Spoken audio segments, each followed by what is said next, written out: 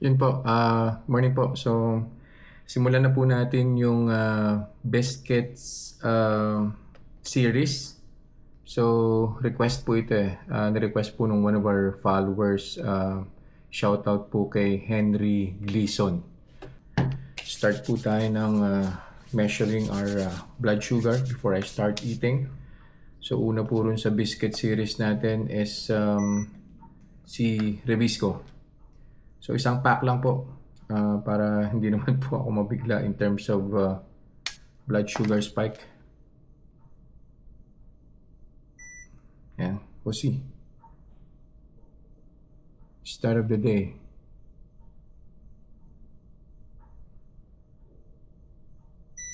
Yan.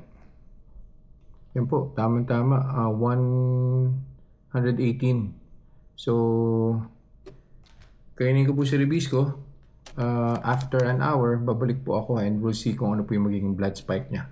See you guys.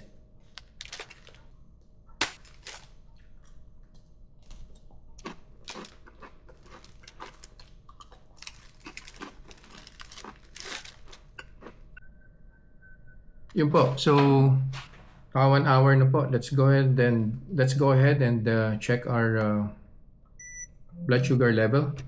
Rebisco po siya. 1 pack lang. I think 33 grams po yata yung Rebisco biscuit. Yan. We'll see.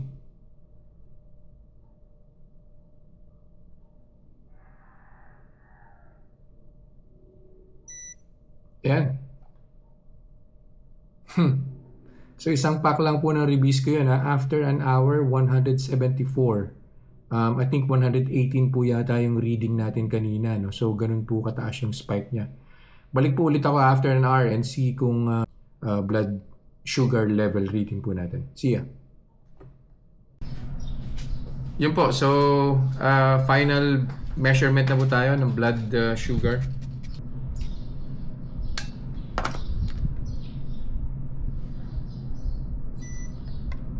So I think nag-start tayo ng 118 and then it went up to 174. 1 pack lang na Rebisco yun ha. I think that's 33 grams. And then ano yung final? Now it went down. 137 na lang. No? So yeah, that's below the threshold. Threshold natin ng 140. But then again, hindi ko siya ma-recommend because of the 174 na spike and that's only 1 pack. So imagine kung 2 packs yung kakainin niyo. So that would go up to, more than 200 most likely. So see you guys in the next vlog. Magta-try pa po tayo ng iba pang biscuits. Bye-bye.